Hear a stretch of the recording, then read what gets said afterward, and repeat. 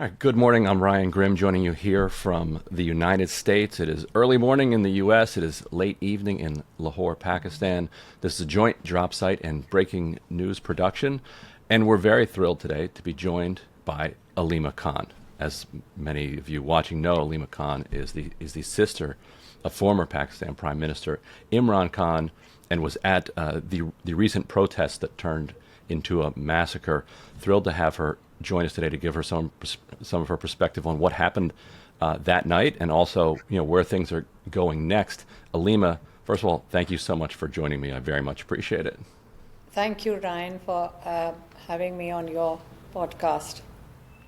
And before we get into the events of that evening and night, I think a lot of people are curious about how it is that you are able to communicate, and on what basis you're able to communicate with your brother, and how people can know when messages are coming from Imran Khan, whether those are actually coming from him. First of all, when was the last time that you were able to see him? When did we see him? Yesterday. We Okay. were there in jail court yesterday. You see, I think since his cases started, what happened was, he had 200 cases on him since 2.5 years. So they started the trial in the jail. So they have a community center in the jail, so they set it up like a courtroom. So the various judges, and there were several judges who would come one after the other to convict him by January this year. So we were able to, I think, in a way, if I say it on television, they might stop it in Pakistan, but in a way it was a great blessing because he's in isolation, not like other prisoners in Adiala jail, because their cells open up for 12 hours in a day, and they're all in courtyards, and they're outside, and they have communication with other people. But Imran Khan is in absolute isolation. So the courtroom actually offered him an opportunity to have human contact. Right. That really helped, because even the policemen who guard him, they're not allowed to speak to him. There are several cameras, like they've installed several security cameras around him.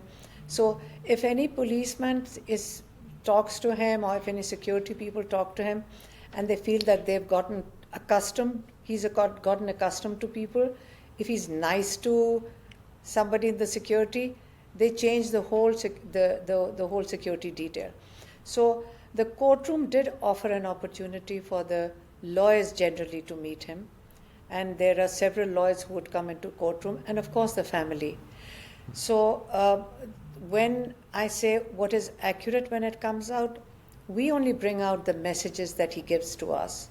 If he tells, and it's like 3 or 4 of us or 5 of us standing there, we try to remember, all of us try to remember what he's saying. And then when we come out, so if I've forgotten something, they all sort of remember parts of it and try to be as accurate as possible. So if he gives me a message or my family a message, then that's what we bring out. And that's all I do. I just bring his messages out. And I mean, I relate. My family's all there, and we come out together. How was he yesterday? What was his condition like? It was a very short court. There was only about half an hour, 20 minutes. He spoke to the media, and he gave us. He's fine. Day before yesterday, he was 2 days ago. He was in a court which was like a 9th May trial for that terrorism court trial. Right. So there were about 80 people who were in the courtroom, who were like other sort of people who were also on trial, and there were 30, 40 lawyers. So there were like 3 cases that day. So we were in a smaller courtroom, and I thought that was so not nice, because he was like a little cage at the back, and they brought him into the cage. Like, we really feel bad when they do something like that. So we said, we are very unhappy that you brought him into a cage. There's no media there. And he went, and I said, there's an ATC trial, you should go there. There's a lot of people there. So he actually insisted and went to the bigger trial in the jail. And he was able to meet so many people. They said it became like a mini rally, and the judge kept saying that you've got to all this noise is not acceptable. Right. And I'm going to close the case. But they're all very excited that they were able to meet him. So that's what I'm telling you about why he's had access. So a lot of Right. lawyers have been going. Generally, he gives guidelines to his party people, to the lawyers, and he sometimes scripts it. He tells them what to write. Right. So I assume Yeah. that when he goes back to the party, they go back to the party. They're giving him, like, relaying the correct information. It's an interesting contradiction that the government finds itself in, that they have, in order to keep him in jail, they have to continuously throw cases on him that are then dismissed, and then they have to throw new cases.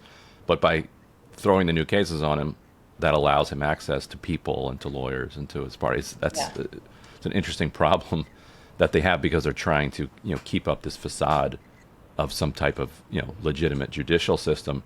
But let me ask you about the protest. So the protest comes together for people who are watching this in the United States who didn't follow it minute by minute. This was what your brother called a final call, a major protest, bringing people from all over the country to Islamabad. What brought you to Dichok, to the square where the massacre finally unfolded, and what happened there?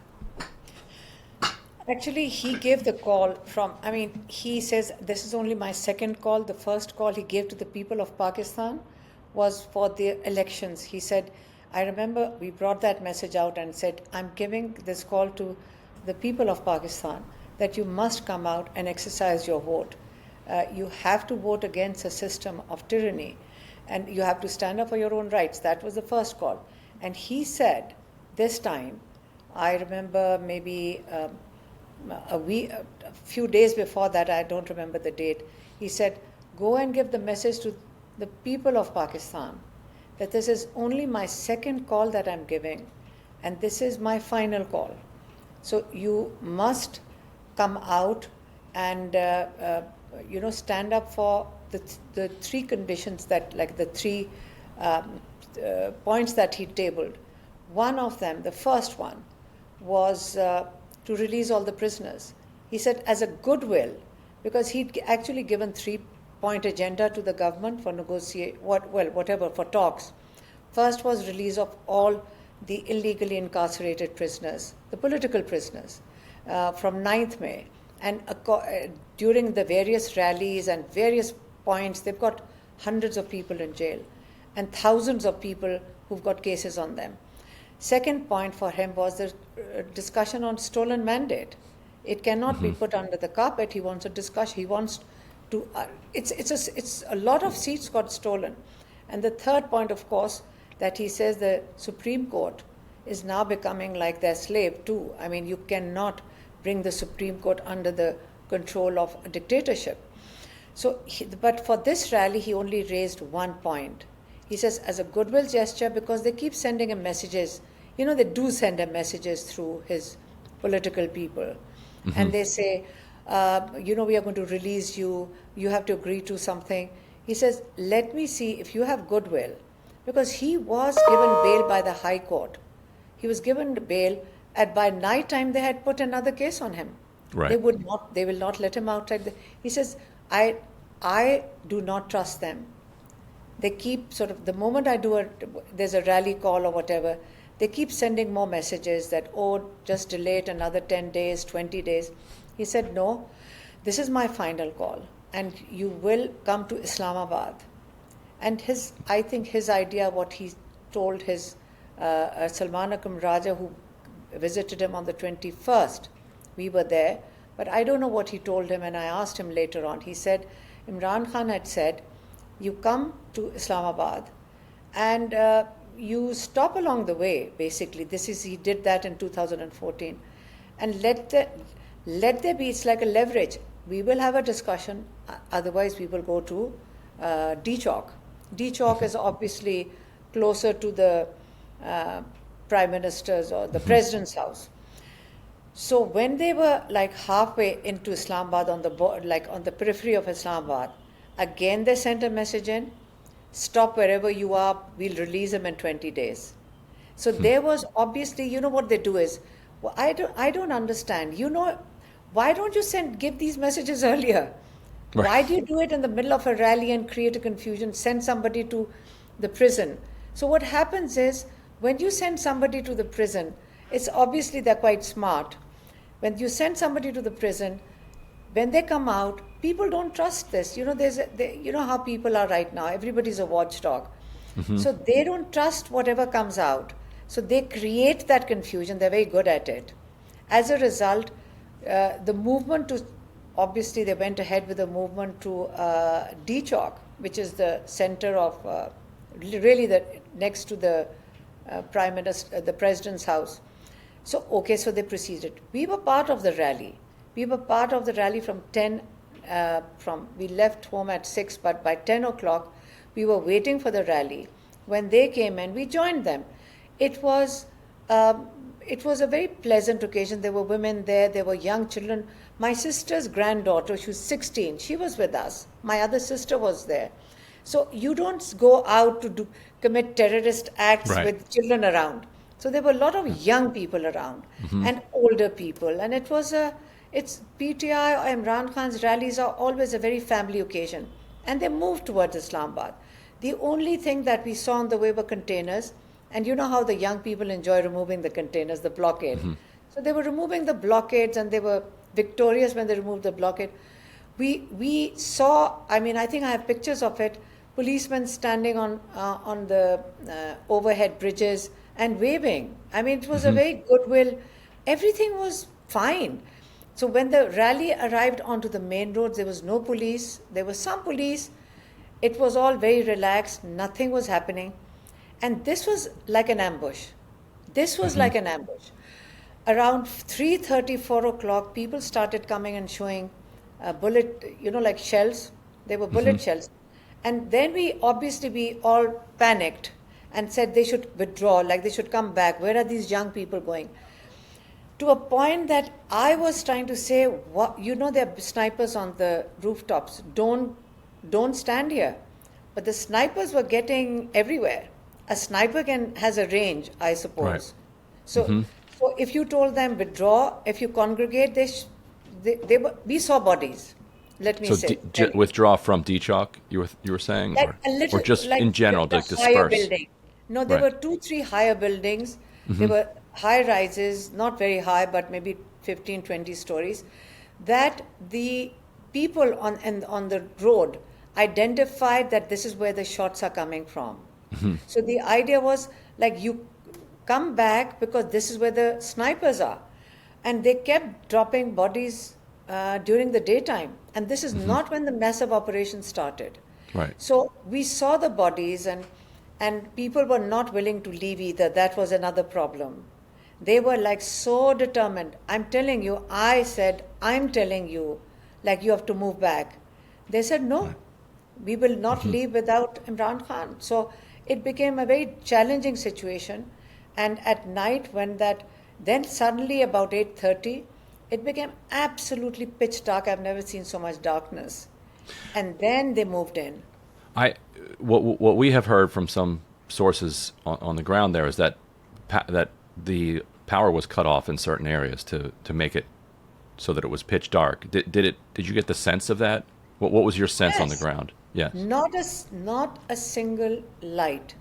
So as a result, there were cars over there, and these young people and older people were saying, turn off your car lights, you'll become like a target. So people had to turn off their vehicle lights because they realized that it is so dark. I'm telling you, we were standing, if you use the word pitch dark, if you saw a tiny phone light, you could see it. So people had to quickly turn off their phones, they turned off their car lights, because then they became targets. They were like snipers, so they had to turn that off. But it was really bad, because when the operation started, it became really bad. Now, what noises did you hear? Because there's been some discussion about the potential of armed drones being involved. Did you hear any drones operating anywhere? What was the sound? Helicopters. We saw helicopters. Oh, okay. Well, helicopters are quite loud, so they would drown out the sound of it. Like in the daytime, we saw a helicopter moving up, and sometimes you obviously assume it's surveillance. But there was so much tear gas, actually. When the tear gas happens, it's like a huge big cloud. Right. Rubber bullets, yes, you understand rubber bullets. So the youngsters are used to it. They sort of come with gas masks. You know how it is when the younger people get into a battle, they sort of pick up stones and they throw it back, or they pick up the cans and they have towels and they throw it back. So they've seen so much tear gas that they all come with a towel or salt or whatever. But we saw there were bodies. They were killing them from rooftops. Now, why would you kill protesters who aren't doing anything? They're sitting on a road. You intentionally shell them because they're not going anywhere. Why are you shelling them? Like, it's not that they're moving or you're blocking them from arriving somewhere. They were sitting on the road. When you throw tear gas and rubber bullets, you agitate the younger people, right? Older people like us would go and sort of take shelter amongst trees. But the younger people will pick up the tear gas and throw it back. So you're intentionally agitating people. Why are you tear gassing them? You allowed them to come in. You greeted them. The military personnel sitting on containers greeted them. And then why did you start? So they were just right there. I mean, they were not going anywhere else. How long did you stay at Dichak after the shooting started? The massive one. I think we were there till about 9:30, 10. Okay. And that's when it got worse. Did the lights come back on at any point? No. Okay. No. But it got worse afterwards. And then there are eyewitnesses' accounts that, and they were taking my driver came back and said, there's a body lying over there. In the pitch dark, you couldn't see the bodies. Right. There were people lying on the road. And then they would pick them up and they would rush them to PIMS Hospital, which was close by, one of the government hospitals. And so the point is, first you shoot into the crowd, then you do a cover-up. And what happened was when people went to the hospital, they would arrest people. From that point onwards, people have been asking and challenging the number, we have no idea. Right. It could be hundreds because the real operation, 10, 15 had already died in the daytime. Right. So the massive operation was that the people were followed into streets. You would think it was like a terrorist. These were not terrorists. And I think for several days we were all so shocked. It's the capital of the city. It's not the borders. I think for a few days it was a very big shock. And I think it's a very big mistake too, to do that in the capital. It's just been, we are still very disturbed about it. How has your brother responded to this? Was he shocked, or did he expect this level of retaliation? Actually, they took away his one channel, which is Pakistan Television, and they shut down the newspaper. So he really had absolutely zero information. And to a point that we slowed down. We are very careful when we tell him, like, we are a little more trained that if he hasn't had contact for a few days, but this was 9 days, and there was short time. So when we started telling him, he was so shocked. He had no idea. He came back looking so happy, and we felt really bad. He said, like I was told yesterday, maybe that. I said, no. And when we started telling him that we'd seen bodies and there were fires from the buildings, and we started giving him the details, he was so shocked that we actually slowed down. And like my sister said, like, we should wait for tomorrow. We shouldn't do more than that. It was that bad. He was so stunned. He is one human being who, if you give him any news of somebody who sort of passed away or a worker, he remembers people from 1.5 years. And this was a big shock. So he was very disturbed. I think it was very shocked that they fired sniper rifles, and then they did an operation, and we have no idea where they've taken the bodies away. But this will never remain hidden. There's been some criticism internally within the party at some of the party leaders who left Dichok, and some of that criticism has been leveled at his wife, Bushra Bibi, as well. There've been claims made that perhaps the massacre wouldn't have happened if some of the party leaders had remained with the people in the square. Do you believe that criticism is valid? And what did you see when it comes to how that all unfolded? There were a lot of MNA, the members of parliament. I met a lot of them on the road. Like, maybe they're not known faces. But, because we were standing over there, people did come up to us and meet us. So they came from Punjab. I met several from Khyber Pakhtunkhwa. And there were people from Balochistan. They were from everywhere. And we met several of them. So you can't say that because they were not, because the container was shut down. That was I think the bigger problem was that the control center had no sound from 3 o'clock onwards, because I think what do you mean? This is the container where the party was trying to organize the operations? This is the container. You see, the container is where the leadership stands, right? And everybody follows the container. The container, right. When I say container, I'm sorry, it's the truck that has the sound system and the lights.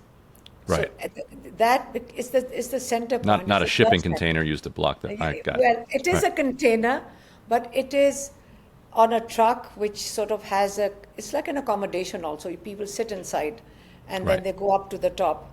And there's a sound system, and you control crowds, give directions. It's your control center. Right. So I think about 2:30, 3 o'clock onwards, when they got off the container, everybody was on the container, and the container started moving ahead, and there was no sound. So there was no way. That's where the directions come from. So from 2:30 onwards, there was no direction. The generator or something had gone. So everybody would come to me, I'd send them to the container, turn on the generator, call these people back, we really wanted to call them back. That contributed to it. Not about leadership, more about sound and light. When it was pitch dark and you couldn't see anything, it was so dark and there was no sound. So that could have contributed to it, but it doesn't take away from the fact that once the massive shootout started, it was a shootout. There were bullets coming from every road, side roads, everywhere. It was like in the blind. So what could anybody have done? Nobody would have done anything. Anybody that came in its way would have. People did move back later on. I mean, people had moved back, but there were so many people. It's not that easy for them to move back that quickly. So the operation started, I think, around 11 o'clock. It really got bad 10:30, 11. So I don't know. It's just that they shouldn't have been shot at. Why would you shoot them? It's like we are not in an enemy country. Now, you yourself were held in jail until fairly recently, and then you were released shortly after members of Congress, raised concerns about your case and others, members of the United States Congress. Are you getting any indications that you may be picked up again? Have others who were at this protest been picked up? Yes, of course, they're picking them up every day. Every day, it's become such a norm that people get picked up they disappear for a few days. At the moment, the problem of identifying how many people were killed in that Islamabad massacre is because there's thousands of people in jail. So what happens is, because we get a lot of messages and a lot of our young people who are amazing lawyers, amazing teams, they turn up, they're standing at every police station trying to locate people, hundreds of them working for this. So when the relatives turn up outside a police station looking for their relatives, they pick up the relatives. So they go from police station to police station looking for their relatives. So it's still a battle, the way they are juggling people around. So until every prisoner is not identified, their relatives are still looking for them. Right. Right. What about you personally? Have you gotten any indications from the government that they're coming after you again? Listen, every few days we hear that they're going to finish off Imran Khan in jail. That happens on a regular basis. We've gone past that stage. Imran Khan, if you talk to him and say, when we first got this, that he's going to be eliminated in a couple of months. This is, you know, how they work on the mind or whatever their games are. So we went and told him, he says, listen, how many times do I tell you that life is not ours to decide? It's in the hand of Allah. When the time comes, I'll go. So why do you talk about it every time? You don't have to. So we, at the end of the day, we also told that maybe we'll get picked up.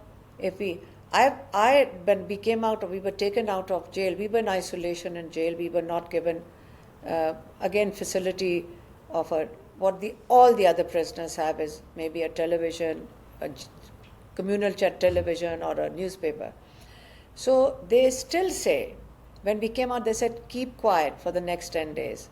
I said, but where am I talking? I'm not talking anywhere. Basically, what they meant was, don't bring out Imran Khan's message. What they're saying is, do not bring out his message or tone it down. These have been messages. We have followed. We have followed all the time. We've got agencies. So that's why I say that if I say anything that, I've got cases of cybercrime on me also. Anti-state, cybercrime, I don't know, incitement, terrorism. It's becoming ridiculous now. So after 9th May, I must point out what I saw, the difference after 24th, 26th and 9th May. After 9th May, people were shell-shocked, in total fear for months. This time, after 26th and the shootout, somebody asked me, I said, if you thought this was a pressure cooker, now it's really a pressure cooker. Now people are angrier than they were before that. So the anger is really built up. And it is not that people are going to be subjugated because of this unleashing of terror on them. Yeah. And we keep hearing word of these negotiations that are going on between the government and Imran Khan, and maybe mediated by some other countries from outside.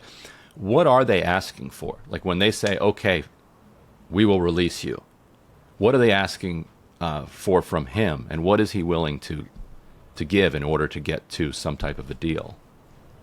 Frankly, we've heard nothing.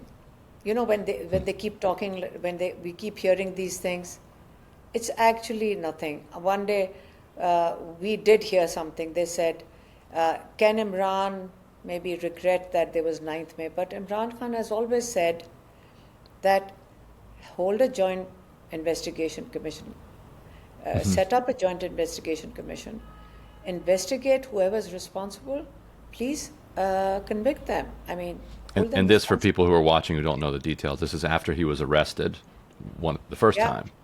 There were then major protests, which there's a lot of evidence that were instigated by state security forces, and then used as a pretext to round up party workers and other activists.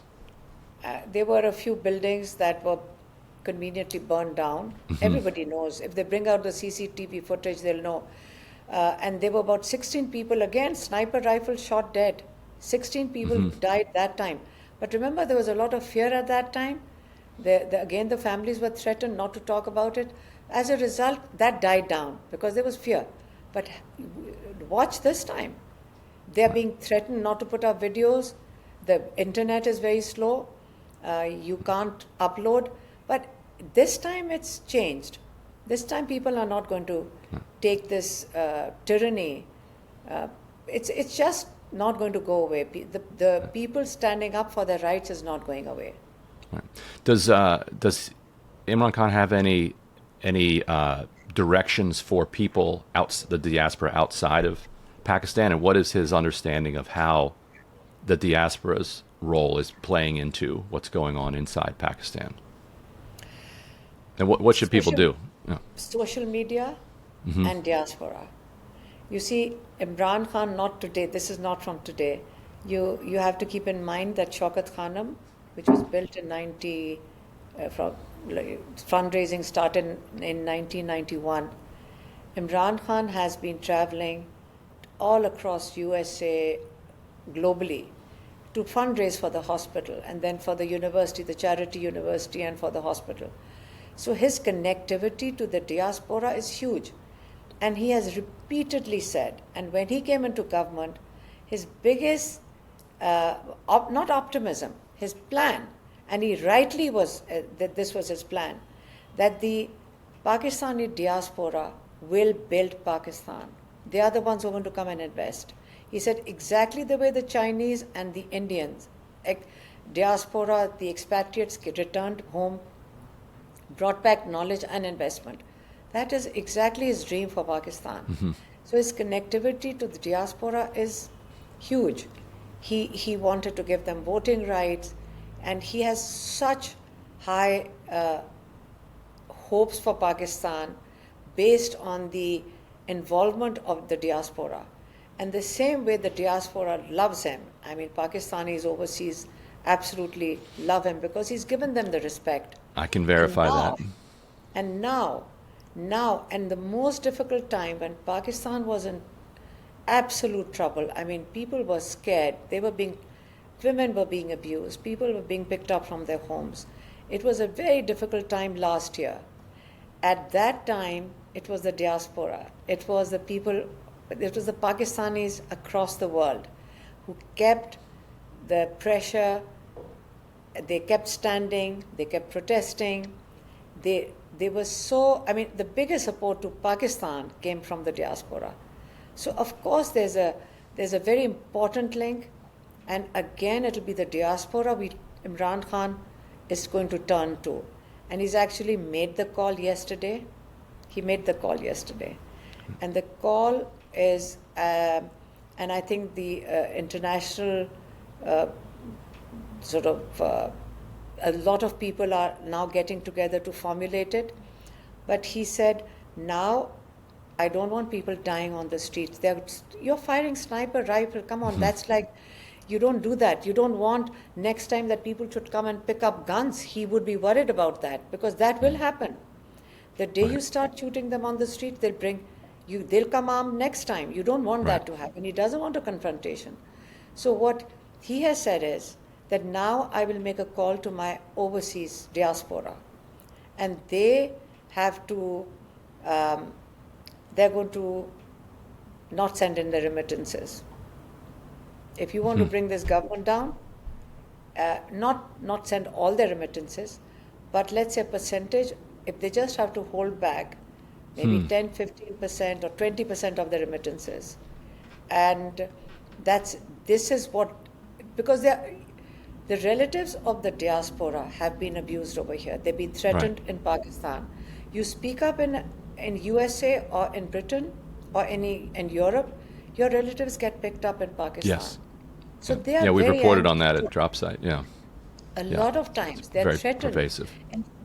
In fact, they start calling them up overseas from Pakistan, the agencies, and threatening them that we'll pick up your daughter, we'll pick up your relatives. So they themselves are also very angry. But now he says that you've got to come together actually to make a contribution. It's your own money. Just don't send back a percentage of it for the next 3-4 months.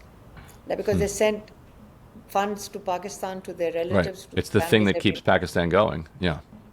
15-20%, don't send it for 3-4 months.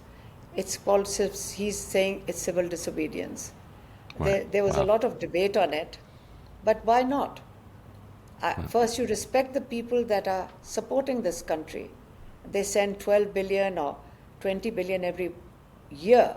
So they should have some value and respect in Pakistan.